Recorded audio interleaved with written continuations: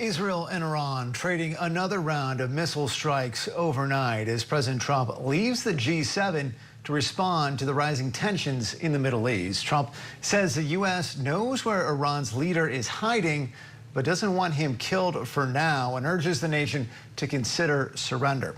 Joining us for more on this is Simone Ledeen. She's a former Deputy Assistant Secretary of Defense for the Middle East under President Trump in his first term. Simone, thank you for joining us. We know that any moment now, and honestly it might have started, Trump is going to be convening his top military and security officials in the Situation Room.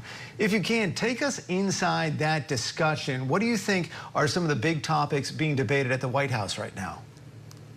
Well, first and foremost, President Trump is going to want to be briefed on his options, and the influx of additional forces and supplies into the region, as we've seen over the last few days, has only increased the options that are available to the president should he decide to take further action. Right now, for days now, we've been supporting the Israeli effort through intelligence support and perhaps also air support as needed.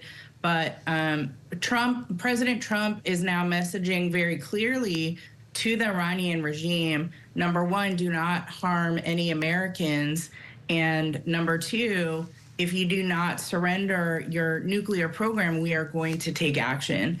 And so the president in the Situation Room with his top advisors is being briefed, based on my experience, that's normally what happens in these situations. The president wants to understand what options are available to him and what his senior staff's recommendations are. And based on those two things, he makes a decision. And you mentioned some of that messaging from the president. We have seen a flurry of social media posts from Trump in the last few hours. In fact, one saying, we know exactly where the so-called leader or supreme leader is hiding. He is an easy target, but safe there for now. The threat of the U.S. taking out a foreign leader is certainly a dramatic one. How significant of an escalation do you think that is? Well, there's words and there's actions, and certainly President Trump has shown at times that his strong words can be followed by action. But he's also giving the Iranian regime and its leadership an opportunity, still even at this 11th hour, to change its behavior, to give up the development of the nuclear program. And also perhaps, there might be intelligence that, we out here are not privy to, where perhaps there are some Iranian proxy groups, Iranian-backed terrorist groups in the region that are planning something. That would be up to our intelligence professionals to be briefing on that. But be that as it may, those messages are meant to reach all of them, both the regime and the Iranian regime-backed terror proxies, to let them know, do not take action against the United States and our assets, our military, our civilians. And I hope the message is heard very clearly as it was delivered.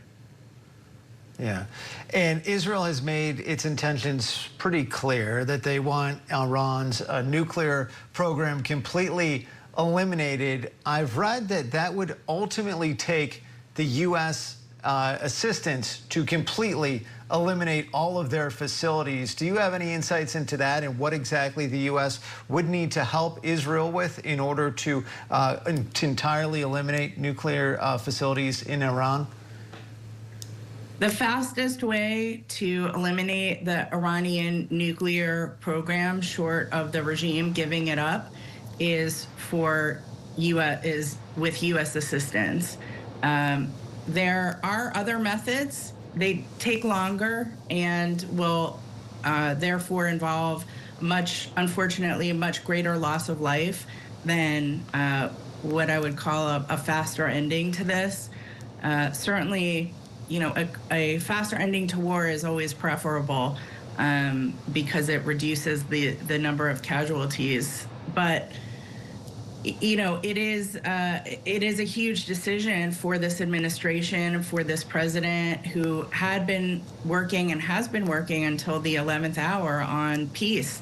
But unfortunately, it takes two to tango, and the Iranian regime was not willing to negotiate. They were going to talks, but continuing to develop their program, thinking that nobody would know, or perhaps not even caring, not thinking that there would be any consequences. But here they are now, and yes, the options that would take out the Iranian nuclear program, it's not just our munitions and our capabilities, but certainly it would end it in a faster way and in a more deliberate way than a longer protracted conflict with many uncertainties in terms of how the Iranian nuclear program would be concluded.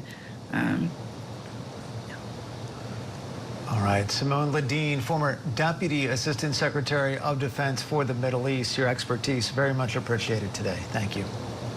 Thank you.